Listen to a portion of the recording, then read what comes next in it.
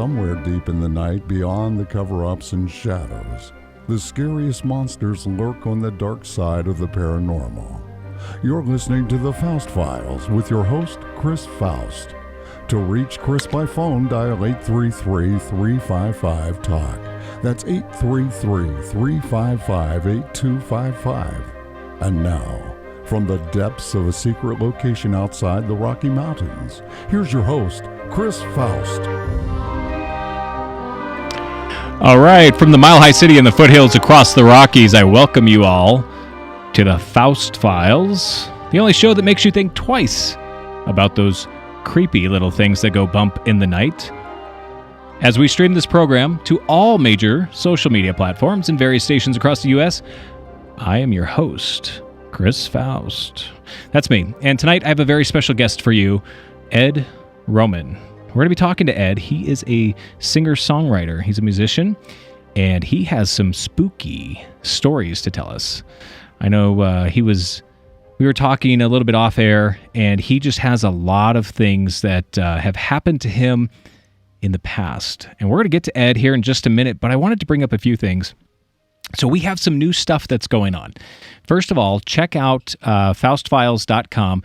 We are doing some work to the website, but if you click on the button that says call the show, it's a red button. It's on the right side of the screen. You can Skype us. It's very similar to Skype. And it will take the microphone off of your computer, and it'll allow you to hear us and us to hear you. And you can call the show just like you're on your phone. So if you're watching on Instagram, by the way, thank you. Hi, everybody on Instagram. We're live right now on YouTube. So if you go up to YouTube, you can check us out and listen to the show and hear our guest who's going to be on, which is Ed Roman. And we'll have him on here in just a minute. Has anybody seen the new Bob Lazar documentary? Now, that just recently came out. I know there's been a lot of hype about Bob Lazar, and he's been quiet for 30 years. Now, you know, I remember Bob Lazar. I remember the Area 51 hype. I was really young, but I do remember. I remember just the amazing stories that came out of that interview with Bob Lazar. The things like the Element 115, the way that these sport model craft are designed, the way that really there's only extraterrestrials that could possibly design those craft. Those are alien craft. Those are not of this planet. They are not built by humans. And I know we talked previously last week with Steve Bassett, and he was mentioning that the disclosure is imminent from our government, that we will find out sooner or later about extraterrestrials. I don't think that's really going to be the case, because the way Bob Lazar talks in his documentary is that it is so imperative to keep this a secret, and I just don't understand why. And I think he didn't understand why, too. If you watch the documentary, I think you'll get the understanding that he's confused as to why it's still kept a secret all these years. Because to him, in that documentary, he said, just so frankly, he said, I accepted it once I realized it. Now, he was a skeptic. He did not believe in UFOs. He blatantly admits it. As a matter of fact, that's why he got the job in the first place, was because it was on a bet that there was some top secret work going out there in Nevada. And I think it was John Lear, if I'm not mistaken. That's who he mentioned in the documentary. And they were talking. Is it John Lear or Roger Lear? I get those two mixed up. But they were talking, and they said, I can tell you right now that there's extraterrestrial craft being built, being tested, being back engineered out there in the desert. Here's the company. This is how you can get the job. And he said, Bob, you're smart enough to do this. They'll hire you. And he said, I will take this job to prove to you there's no such thing as extraterrestrials. He took the job, and immediately they gave him a debriefing and said, you're working with extraterrestrial craft. I mean, how much more frank can you get on that? And he said it shocked him at first, but then he said it was like it was no big deal. It was like, okay, so now there's aliens. So what? What's the next thing? So what? Now, he never admits to actually seeing them. And I really do want you guys to check out this documentary. You can find it on Amazon. We have no affiliation to the documentary at all, but it's a really good documentary. Bob Lazar, I think it's Bob Lazar and something UFOs on it. It's brand new. It just came out last week. Check it out, though. It's very artsy. And I think the director who did that was a very artistic guy. So he really tries to bring a lot of intense drama to the story versus getting down to the facts of what really happened. Now, Bob Lazar will not say anything more than what he's already said, meaning everything that he's quoted in the past, everything, is exactly what he says to this day. Now, they hint at the fact that he might have element 115. And he has blatantly admitted in multiple interviews in the past that element 115 at not Area 51, but just south of Area 51, the S4 location, they had 500 pounds of element 115. And that is, it is extremely hard to manufacture that element. As a matter of fact, he said we cannot manufacture it on this earth. He specifically said that we cannot manufacture it here on this earth. It has to be manufactured elsewhere and then brought in. So that's a really interesting thing to think of. And back in the 80s, element 115 was a theoretical. It wasn't even a known element until recently. And I mean recently, within the past 5 to 10 years, we've actually had proof that element 115 can exist and does exist. And I think that's the key thing to Bob Lazar's claim. And a lot of people are out there and they're going to be skeptic of Bob. And they're going to say that Bob doesn't know what he's talking about. Or Bob's a fraud. He's a con and he's just trying to make money. And I can tell you right now, there's not a lot of money in putting out an interview and then a documentary. As a matter of fact, he was so broke in the 80s and the 90s after coming out that he tried to do various odd jobs and businesses and he got in trouble with one of them. It really hurt. I know George Knapp was talking about how much it hurt his credibility with the business that he had. And when we look at his story and how it stayed true all of these years, and he hasn't deviated from it, he's left the spotlight. Have you noticed? Bob Lazar was gone from the spotlight. Bob Lazar wasn't even in the spotlight for 30 years. That's a long time. That really is a long time. Do you know how much stuff I've done in 30 years? I mean, I went from being a little kid up to where I'm at now. I mean, I'm 38, so I was 8 years old when this came out, and I was so fascinated by these stories, Area 51 and secret test, and the government has aliens, and Roswell was my favorite thing. And just to see this video, this documentary, I encourage everybody to go check it out. I really do. And that's pretty much what I'm going to say about it. And I saw this article today. There's a couple articles that I want to mention that I saw. They just came out today. And one was about Bob Lazar. And it's the way that he describes the aliens in his documentary. And it's not really the way he describes it, but it's the way that the government describes it. So everybody at S4, picture this, okay? You're at a top secret location, and everybody at S4, all the workers, all the human workers, refer to the aliens, the extraterrestrials, whatever is politically correct, because we got to be PC these days. They refer to them as kids, the kids. Now, why would you do that? Maybe because they're small. Maybe because they have a small frame like a child. I mean, a lot of times people say that they do look like a horribly deformed child, that they're very scary to look at. They have a very intense, scary vibe. And when you really think about it, I bet if we were to see one that was actually it was actually just a real picture of one, or if we were to see one in person, it would probably freak you out. I know it would freak me out, and I try really hard because of the topics that I read, the people that I talk to, the presentations that we do. I try really hard to say, if I were to see one, I would think that I truly would be afraid. I truly would be. And I think that they invoke some kind of fear. Now, we need to have some people on the show who can talk a little bit more about alien abductions, what they've discovered. And if you guys know anybody, especially out at Instagram, hey guys, I'm still paying attention to you. If you guys know anybody, have any guest requests, let me know, because we would love to have them on the air. We can bring them through and have them on the show. And we can talk about this because I think that it's important. Alien abductions are scary, and aliens themselves are scary. Now, the technology behind the UFOs is what Bob Lazar worked on. He never said he saw an alien. He thinks he saw like a dummy one time, and that was it. But I just thought that was interesting. Reading that article today, that the government gave the code name the Kids to extraterrestrials. The Kids. It's just really interesting.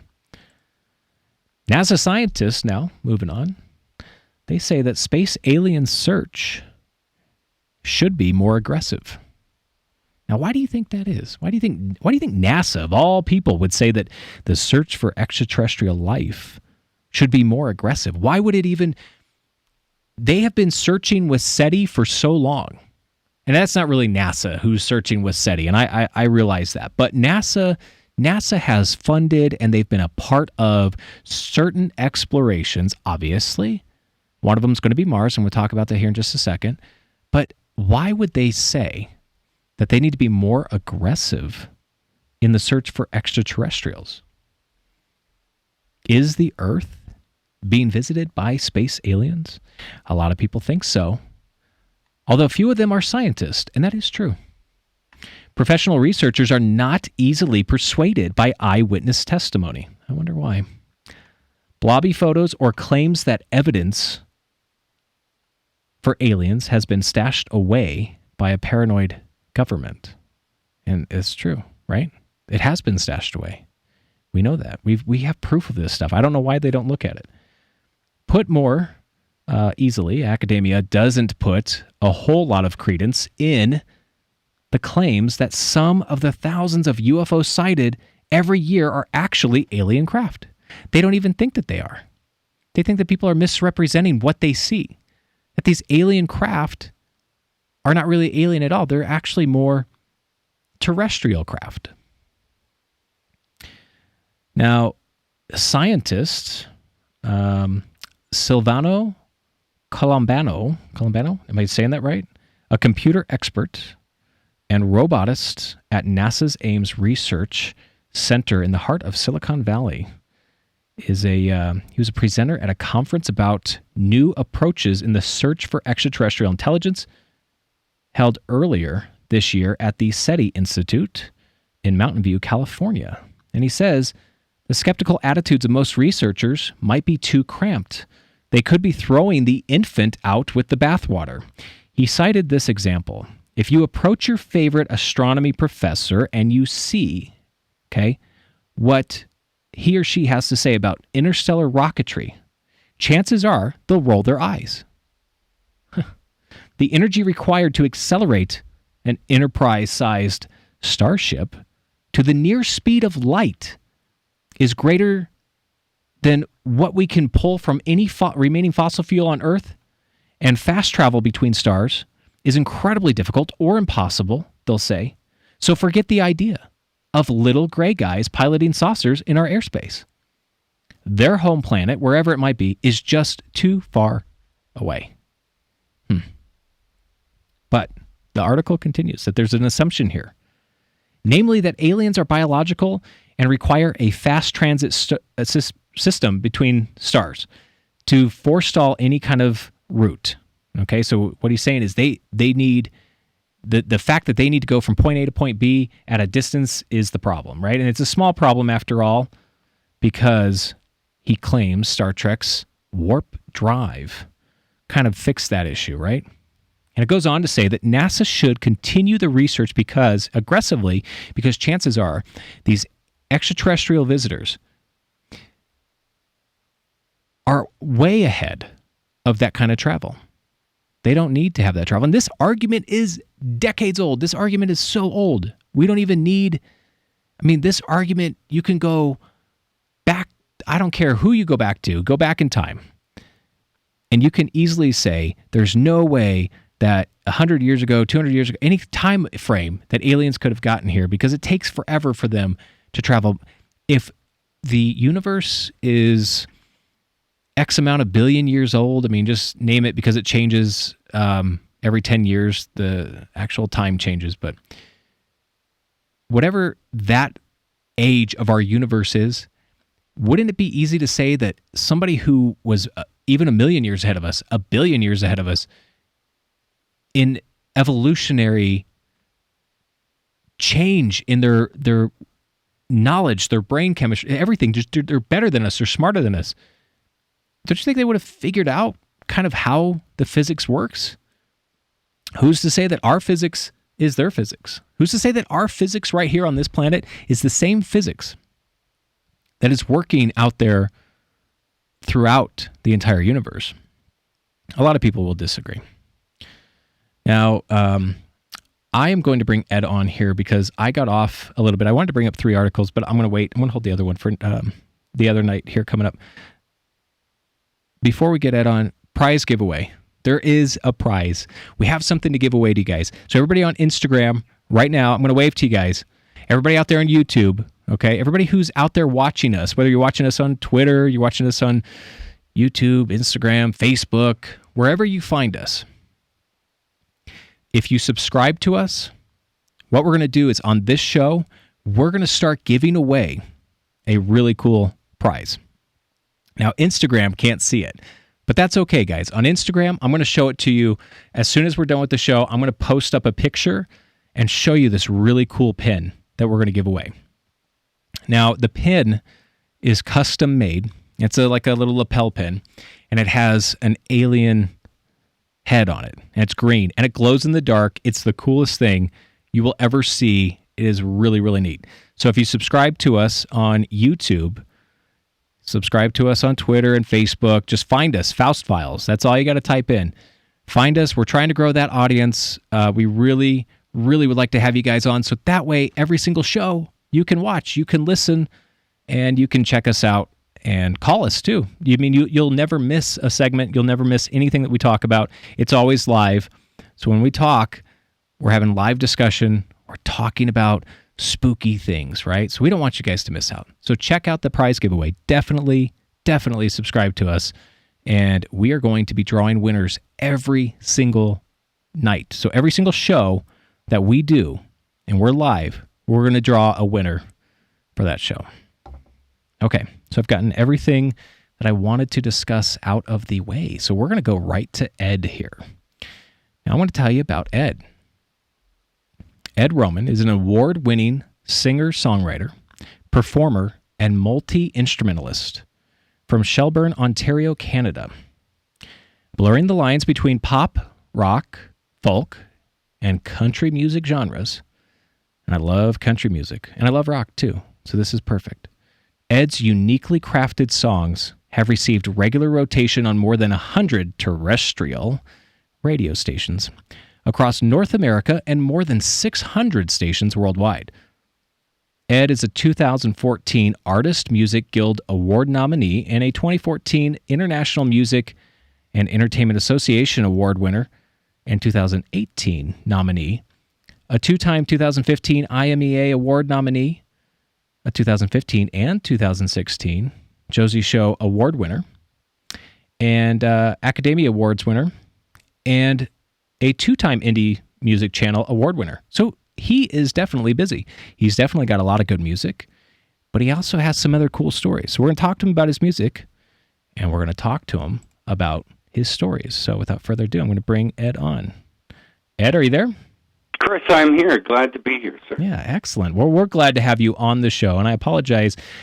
We ran a little bit late tonight, but I wanted to get you on as soon as possible, because we are running a little bit of a short timeline tonight due to some studio regulations and everything. So I just wanted to dive right into it and let the audience know a little bit more about yourself and kind of a little bit about your background, and then we'll start talking about those creepy, crazy experiences that you've had. Absolutely. Apologies are unnecessary because I love what you're talking about, and now I'm going to go out and watch the Lazar doc. Definitely, you should watch it. It's really good. You were talking. I was like 8, and here I'm thinking. I think it was in my 20s when that stuff came out. Oh, jeez. And I was so fascinated by it, and it fueled me just like a lot of the other stuff that I've been following and really interested in. And his story, and as you mentioned, it was George Knapp that sort of broke that as far as a journalist. He did a lot of really decent research to the background and the cancellation of certain page stubs, and that there was actually numbers associated with somebody that worked there, and I just found it all fascinating. So I'm excited. But my background, thank you so much for the accolades. I've been playing music my whole life and been in love with the art form as long as I've had cognitive thought. But with that same statement, so does sort of the idea of the paranormal and the realms of thereout. And as we were talking offline, as you were pulling into the studio, you called me before the show, I was like, well, it sounds crazy, but I also see music and what I do and how I write sometimes is kind of close to what that represents and even the experiences that I've had. So, I'm kind of like, I don't want to use the word etherical when I approach writing because, they're thoughts and ideas that are coming through what's going on. But it definitely has this sort of spiritual connection to me, as it does for a lot of people in the art form and the arts in general.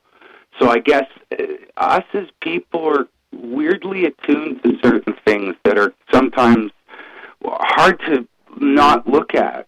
When I was a kid even, I remember family allegory and stories were like, I'm 6 or 7 listening to my mom and grandmother talk about how my grandmother's brother was born with all of his hair and teeth, and he could speak by the time he was like 8 or 9 months old. I'm sorry, what? Yeah. Wait, so he was born with all of his teeth and hair. And hair. Yeah, and spoke at an extremely young age. Really? But aside from that strangeness, from the time that he was about 2, he started speaking of his own death and how he would die. And it really? This is crazy stuff coming from a kid. And he would even practice his own funeral. Really? And this is like dark old country stuff. I know it's like, but it was real, the story, like in the sense that, when it happened, exactly the day, the age that he was, what he would be wearing. The kid goes underneath an apple tree in the front yard, sits down on this bench, lies down, and dies. And for me, that kind of awakened the idea, the realms of the strange are something to be paid attention to because it's not in the ordinary, has possibility and validity coming from my parents or grandparents about, that's true. That's Ergie, story of Ergie in the family. It kind of turned me on to thinking and looking a little more differently at stuff. At the same time, just before I was born, my mom and whole family, 2 grandparents, brothers and sisters. My dad was a public servant, so he was at a council meeting. They were having dinner, December, late November. My mom thought an airplane was going to hit the house, a Cessna, because we live kind of close to a small airport. And as a result of vibrating windows and pipes, and when she realized it wasn't, out the kitchen window was this orb that was like, between our barn and our farmhouse, and the descriptions were, cast no shadows, even though it was extremely brilliant, like an arc light, had a swirling grouping of like vortex-like bands of different colored lights that were at the base of it. They watched it do in this position, sort of sit and hover for almost 5 minutes, and then all of a sudden my mom describes it like a bouncing ball moving over our top of our barn and like following the topography of the landscape. And then for validation, because my dad didn't believe her, and when he came home from work, he's like, "Oh, you're all crazy." The next day in the local newspapers, there was reports of the local airport that we lived near, reporting sightings of tracking of 6 unidentified flying objects in the area. Yeah, so I mean, that for me is like, 8 or 9 or whatever I was like, okay, like these things are possible. So I guess they again, like I said, they fueled that excitement in me as a participant of the impossible. Absolutely. And it's interesting that you said 6. You said 6 unidentified flying objects. So 6 lights. Yeah. Okay, because the Phoenix lights also had 6. Right. I remember, and as you brought that up, people, taking individual accounts. I was listening off air, not so like with a sense of validity or gravity, but when you've got thousands of people in the Phoenix area all seeing a V-shaped object with these lights on the bottom of it, you're like, well, what do you call that? Yeah. But this was separate individual, like, occurrences, that were, like, reported. Like, the thing that my family saw was this one object, and the descriptions of what it was doing and moving, all, was part of family allegory. It just seemed like, yeah, this happened. I believe it today. My brothers and sisters talk about it. And one of my sisters refuses to talk about it because, as you mentioned, the fear factor, I wrote that down while we were talking, is a big part of why people don't talk about what they've seen, or they don't know how to describe what it is that is happening to them.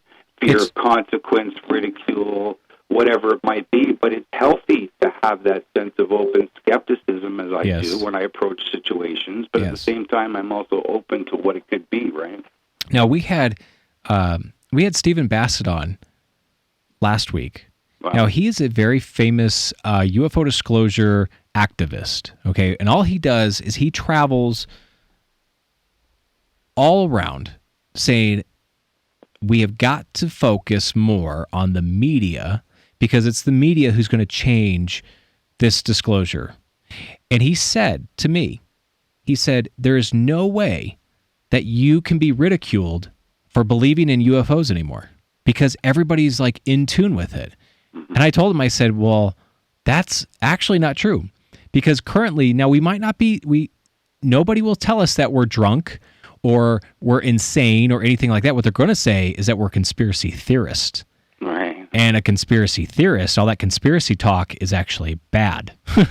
And conspiracy has a very negative tone to it. But, it's crazy, Chris. It's so well put. At the same time, we can look at historical fact, hundreds of years after the fact, to analyze a conspiracy and then and understand what it was and see its mechanism. The same thing with theoretical ideas.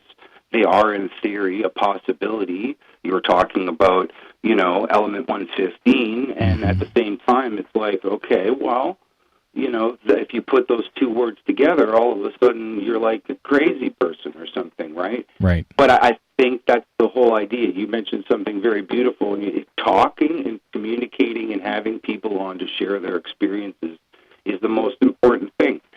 Stephen, with the Disclosure Project, is bringing that sense of validity to. These aren't just people that we got off the street. We have reputable police officers, government officials, the guys that had high official positions that were working in missile facilities. We have the former Minister of Defense, Paul Hilliard, who was a friend of my father's at one time because my father was in federal politics. And I think having that kind of connection that it illustrates to the public, we have a congressional sitting, the former representatives of, but still taking that serious tone to it so that it's like, you're right. Now Stephen can say that, and you're not just going to be taken as a yahoo, right? Yeah. I see both sides of it. I really do. Sure. I really do. And I think that there needs to be more, but I think that the issue is always going to be, I don't think the government's ever going to let us know. I think the government is somehow monetizing what they're doing secretively. You're probably 100% right. And I mean, there's so many speculative things that you could say that this byproduct of this, that, and the other thing. I mean, when money's involved, people get really crazy about the things. Manhattan Project is a prime example. There were thousands of people that were working on that, compartmentalized, systemically, working on different components, and there was very few that understood the full picture. Yeah, and that's the way it worked. I just read that article. There was an article about the town with the Manhattan Project and what they were working on, and the town itself. Oh, it reminded me of Wayward Pines. I don't know if you read the book or saw that show, Wayward Pines, but it was almost like this town that was cut off from society. Okay, right. And they were paid to be there. They were paid to work, to live. They were paid to do what they were supposed to do. I mean, down to the guy who was putting the candy in the candy store. Okay, everything was done as to be so normal, you wouldn't ever think that it was something secretive. And it was so amazing that the history behind it and what they were working on, each individual person had a purpose in it. And they didn't know what they were doing. It was compartmentalized. Right. But they knew that they had to show up to work. They had to turn the knobs a certain way. They had to do whatever, punch buttons here, clock in, clock out, do all this weird stuff. And they just went on with their lives. And they just knew there'd be no communication with the outside world. And back then, it was really hard to communicate anyway. It wasn't like today. Exactly, and now, I mean, it's even more possible to sort of hide or do things, or even create plausible denial, or shift of idea, or focus of idea.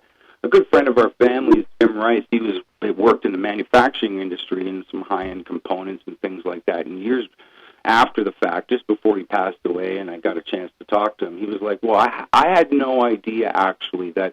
One of the components my factory was manufacturing was for the Avro Arrow, and really? I was like, "What?" And he said it took him years to figure it out through just talking to people, and now that the project was defunct and everything else, it was like. But I knew then even that that possibility could exist even on that civilian yet kept secret, because they were working on a fighter jet for the American government, and we were going to build it here, and all this kind of stuff, and its potential flight and speed and. So it's got to be kept quiet, right? Like it does. There is a need for secrecy, but at the same time, not because.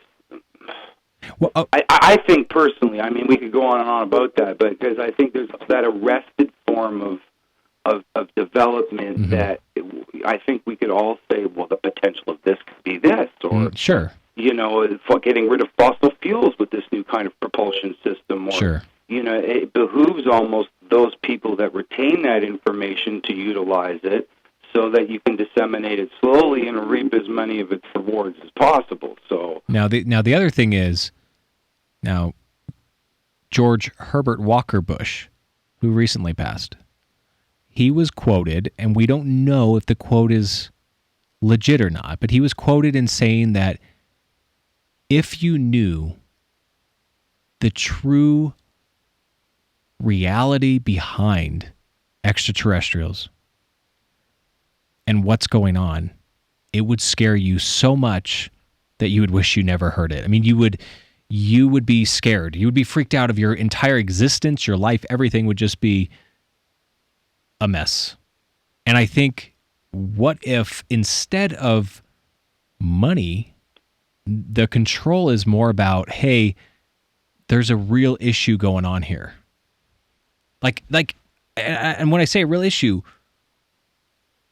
I mean our religions would be screwed up, our belief systems, everybody would go into anxious depression, like insane, they would go crazy. They would think, wait a minute, what do you mean my whole life is just in a petri dish? There's no, they created us, or what do you mean that we don't even live in a real world? We live in a simulation, which is another thing that I really like to talk about. But what if all this stuff that would change everything? What people focus so much on their belief system, their structure, and it doesn't matter. Even the atheists cling to their belief system because they're so they if they're not open-minded enough to say, I accept whatever's put in front of me, right? Or I accept what you're going to say, or I accept this with an open mind. If they're not like that and they're closed off and they say, no, my way is the right way, and that's it, then the truth would be devastating for them. Well, you're completely right, and it would shatter everything in terms of those things that we know and are comforting in whatever way we defend them. And like that Men in Black scenario, there would be a lot of people that, like, I have friends I love and care about all over the world, and some people just don't want to talk about it because the subject scares the hell out of them. Mm-hmm. And I won't lie, I mean, when I was a kid and I saw E.T., kids were crying, and I was crying at the end of the film, and he's going to die and the whole thing. But it took me like 3 months to, like, not have my cupboard doors closed when I was a kid, because and then the story with the family and everything. Yeah. It took me a while to get over the fear of, like you mentioned with Bob Lazar, like, okay, so what? Now what? Yeah, now it's weird that you say that. And I like that you bring that up, because I was 2 years old when my parents took me to see E.T. in 1982. And I was petrified of E.T. And I'm not kidding, okay? And I'm a grown man, and I'm able to tell you right now that if I saw, and I've seen E.T. before on a commercial during like Halloween or something. It always comes up sometime during the year, and it still scares me to this day. It's a fear that I have. Now, how would a 2-year-old even register the concept of that movie and then be afraid of it? Now, my parents, one time they told me, they said, no, and I don't like to get too much into my past. I don't like people knowing too much about my past, but my father was a loadmaster for C-130s, and he did some stuff that he will never, ever tell me the truth on. He will never, ever admit it, and that's fine. But when he was working for, it was the Air National Guard, and he was also in the Air Force, but when he was doing this work, I was having these encounters in my room, supposedly. Now, I don't remember them. And I would go in and I would tell my mother, I would say, hey, there's these guys in my room, and they're creeping me out. I'm scared. I don't want to sleep in my room. They're in my closet. They're looking at me. They come up to my bed, and I'm scared. Can I just sleep in here with you? And she would tell me that I would tell these stories, and she would say, well, it's just, you just watched a movie and it just scared you. It's just your imagination. And back then, a lot of people weren't really open to this fact of contact at all. And really, they kind of still aren't. But in a way, we're more conditioned to it. And she said, can you describe them to me? And I described Ed. I described these gray aliens, these with the big eyes. And at the time, they were taller than me, obviously. But I was petrified. And I think I was so afraid of E.T. because of the eyes. The eyes are so big. And it sparked it, and it reminded me of that. You were talking off air, too, about this whole, spaceship. It's not possible. We don't have the fuel. It's incomprehensible, da-da-da-da-da. Mm-hmm. One of the things that we had a really wonderful family friend that I know is psychic, and she did a lot of astrological work for a lot of really amazing people all over the world, including like Richard Burton and Elizabeth Taylor. And, at a young age, I remember, the family sitting around talking, she's visiting, whatever, and dimensionality, interdimensionality, layered universes, the possibility of this. My dad, who's like, a bit of a creationist, and the conjecture that existed, I think it was healthy. And as a kid, listening to that, the idea that, the crossover also exists there too, I think. I've heard some spiritual mediums that I like to follow that go into a location, and other than the area itself having conditioned to the past, something tragic, perhaps even Aboriginal people won't traverse the area because of its impregnation with whatever energy. Mm-hmm. Years, hundreds of years go by, people live there, tragedy occurs, there's all this stuff, but at the same time, that connection to the possibility of what this person is seeing is alien-like. Yeah. It has that thing. So, wormholes, time, dimension, space, layered universes, all of that has its potential to exist. I mean, a UFO, just because it has a dimensional shape and gravity amplification, as Bob puts it, and people have been discussing for years, and that's just one aspect of it. It doesn't mean that it doesn't have potential to slip through those dimensional spaces as a result of its technology. That's true.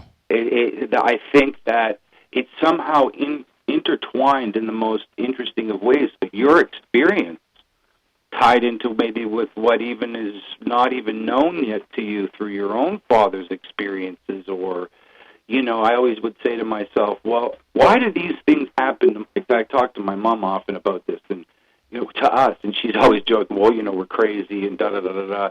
But the reality of it is that it's my life and my family's story and just even my own experience are pockmarked with these moments that you can't help but not go, statistically, this is impossible. What I've just witnessed, felt, and experienced has pushed me over the borderline of emotion. I'm not just anthropomorphizing this in some kind of a way. It brings a new sense of validity to what it is, and it just strengthens it. So when it does happen, you're like, oh, okay, it's this, Do you think that, just like with your family, do you think it has something to do with once it starts with one person, it continues throughout the family? Because I know you were mentioning that your family has had weird experiences. Is it something that you think is connected to us, maybe from past life, maybe something that was just not a past life, but maybe just this life? Maybe something that our grandparents and our great-grandparents and et cetera were a part of, or something happened and it just continued on. Almost, and I don't mean to be like a curse, but almost like very similar to that, almost like it just sticks with a certain family. Well, your question is great, because I think about that often. But for me, look, I've worked with a lot of kids. I was a teacher of music for many, many years. Really? That's good. I love kids. And I know, even just listening to mediums, that there's such open flames, and gateways for and potentiality of spirit attachment or witnessing or recognizing certain things that us as adults are so conditioned to that sometimes we have a hard time rationalizing it. So, for me, I'm always looking at it as a litmus test for certain things. And your question, I don't know, because my grandmother had her stories, my grandfather had his stories, my mom had her stories. They're related to traumatic moments that are kind of, in that moment, like a pregnant woman who thinks she's pregnant, she starts seeing light bulb commercials and seeing these shapes and pairs, and she starts, you're seeing it, it's not really, But for me, like I say, I always enter those situations with healthy senses of skepticism. Yeah. And when I start to put the math of it together, I go, is it us? Is it Is it in our bloodline, or are we just more perceptive to this? It's funny. Many of my brothers and sisters are, we do a lot of high-functioning things as far as people. My brother's a teacher, many years, head of Skills Canada. He's an amazing automotive guy. He's done some incredible body work for, ZZ Top and, crazy, crazy stuff. And my sister, intellectual people, they're but we're like kids. My mom has got a healthy sense of fun and, interesting energy, even at 82. And I think that's what I was getting at, that sort of childlike mentality about your perception of the situation is what leads you on that personal investigation of what is going on. I have to impart the story just because it's hitting me so hard. I had such a good friend of mine. We grew up together as kids, and he passed away at a young age. But when he passed away, everything from the wake and the funeral, friends are getting together. It's after the wake. There's 40 of us left. We're in this little pub. I decide to go out to the street, get a little air, and down the road, these three kids come walking, and I can overhear them telling the story about are talking to themselves about how they're going to break into a junkyard and steal a car door because they've taken their parents' car while they're out for the weekend and they've wrecked it and they're going to try to fix it without them noticing. And I just went, wait, hang on a second. You don't know me. I'm not a cop. Right. I just want to say I'm a little staggered because I did this as a kid about your age. Really? And drove this car door home on a bicycle in the middle of the night. We tried to fix my buddy's Pinto, his parents' Pinto. Like, it was crazy what we did, right? Yeah. But I said, look, for validity's sake, like, I'm thinking, please come in with me, because if I go in there right now, we're having a wake, post-wake, they're not going to believe me. Mm. So I said, okay. They said, sure, we'll come in for a second. And they come up the stairs, and I would take off my jacket, and there'd be people chit-chat. And I said, it quiets down, and everybody's looking at me. And I said, hey, everybody. I said, you're not going to believe this, but I was just out on the street, and these three guys were walking by and tell the car door story, and nobody says anything. It's like, and I was like, what's wrong? And my good friend stands up and says, Ed, we were just telling that story. What? So, right. So I go, okay, healthy skepticism kicks in, Okay. all of that. Staggering statistics based on the probability of any kind of conversation with three kids about the same age walking down the street at that exact moment in time, and me telling them, stop, please, let me tell you the story, come upstairs. It's impossible. And immediately I go, it's my buddy. He's a joker. Yeah. He likes to play around with us. Yeah. He's still letting us know. And whether it's like verification for me because of the moment that I'm in and sorrow or whatever. What's interesting about this, Chris, is that some of those heightened moments, I think, for us as human beings, we do experience them. Mm-hmm. And it's like when we're at our worst, we're at our best. Yeah. Oh, I agree. And the same thing with writing. Sometimes when I'm at my worst, I write my best work, because I'm really looking at things in a way that has forced me to be there, whether I want to be there or not. Mm-hmm. And from day to day, we're not always put in those positions, even though we live with a lot of 21st century problems. So for me, again, it creates that, like, okay, this is the probability, but it's vindication. I have confirmation in that way, and that story it again fuels the idea that. Mm-hmm. That could happen again. So If it happens, listen to it, watch it, feel it. Mm.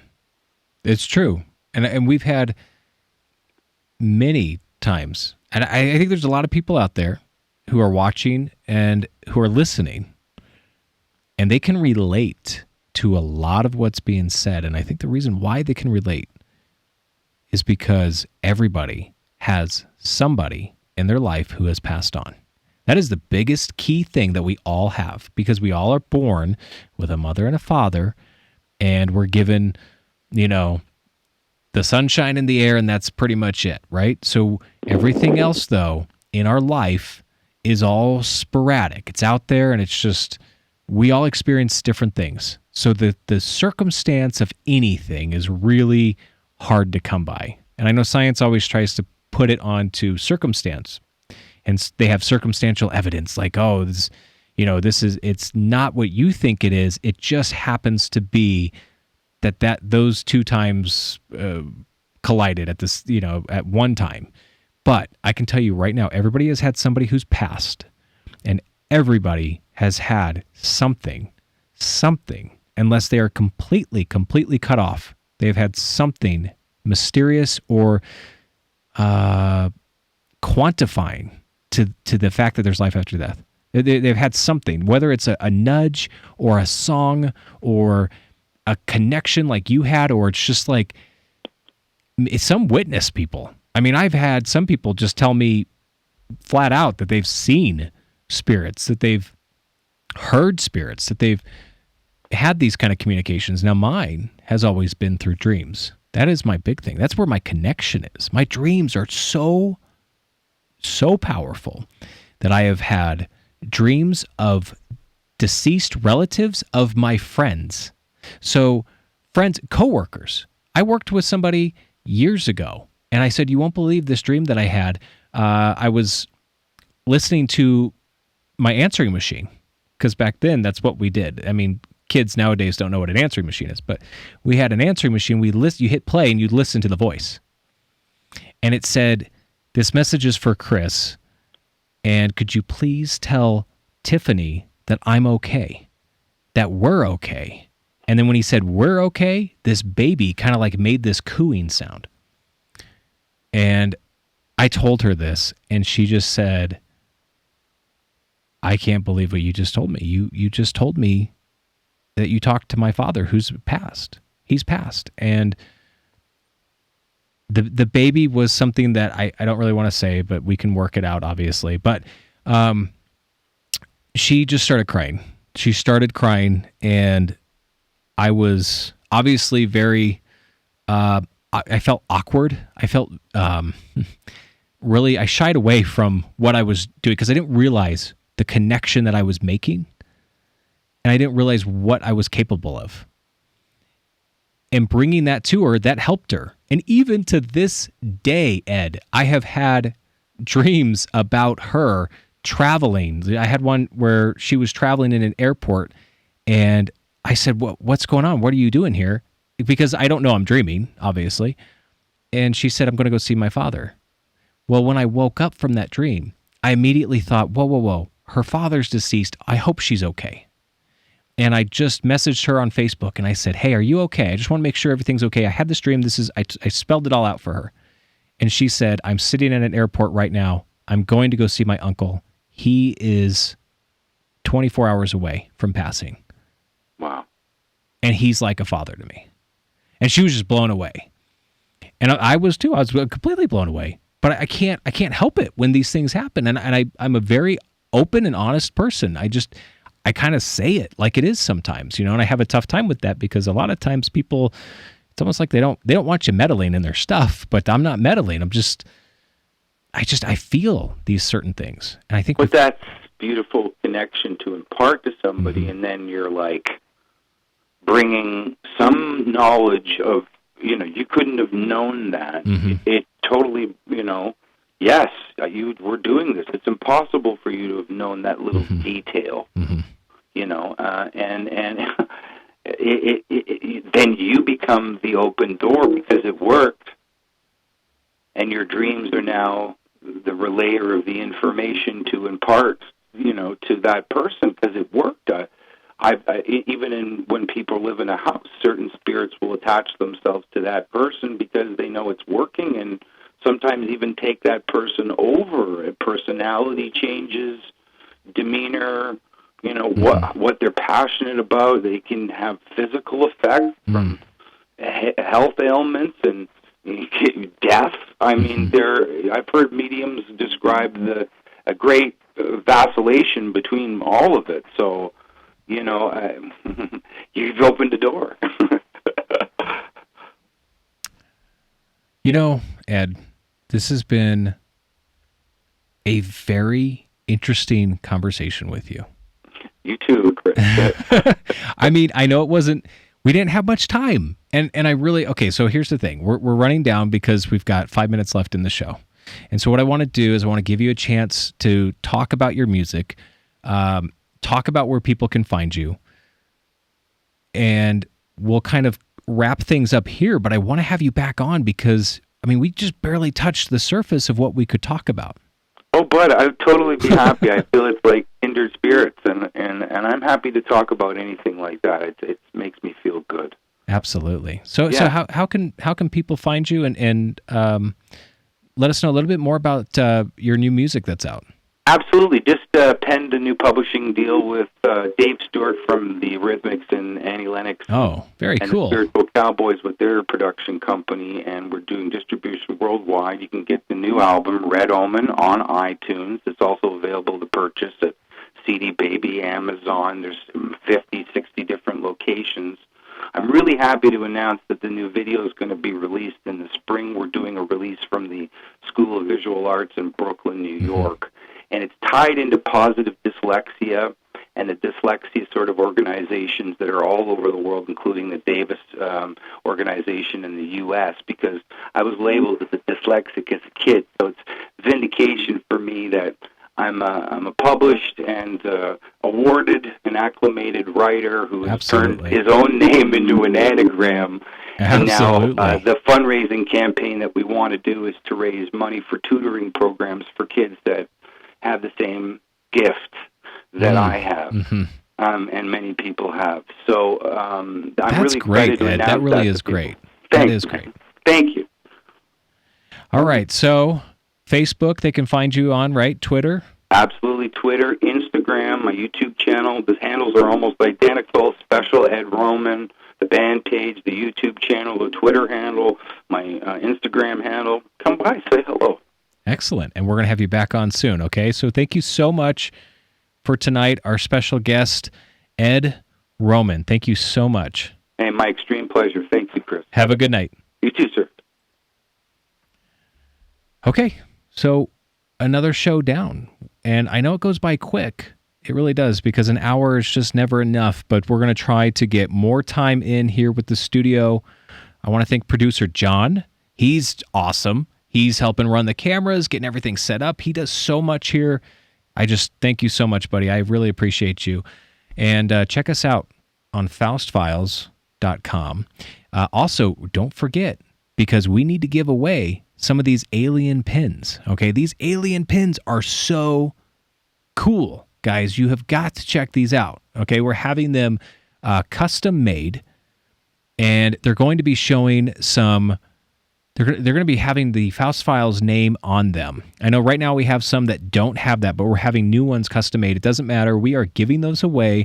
Subscribe, please. Subscribe to our channel, our YouTube channel, and we're going to be giving these away every single show. Okay, so we're going to start with the next show because we're going to have some pins to give away. We're going to start with the next one, and we're going to pick somebody who's going to be really, really lucky to get those. But just subscribe and also share it. Share it with your friends. Subscribe and share. Make sure that you get our show out there for us, because that's what we need. We need listeners and viewers just like you. And if you're listening on Spotify, if you're listening on iTunes, please check us out. You can actually see the show live when you watch it on YouTube. So definitely go up there and subscribe, because that's how you can see this show and you can see everything that we're doing. Listen in live time. We're going to be taking calls, and that's the big thing, because I want to do a show that is nothing but open lines. I want to accomplish that. And so you guys can help make that happen. Just listen to what we're doing, the show and everything, and when I announce it, we're going to do open lines. You can call in, you can just talk to me, and you can let me know your stories. We can do ghost stories, we could do UFO sightings. There's a couple people that I want to have on soon here that we can talk more about these UFOs. So thank you so much to everybody who joined us tonight. Thanks to Ed, and we will definitely get this thing going and get you guys all set up, and I really appreciate everything and everybody. Thank you so much. Have a good night. I'm Chris Foust. This is the Foust Files. Thanks.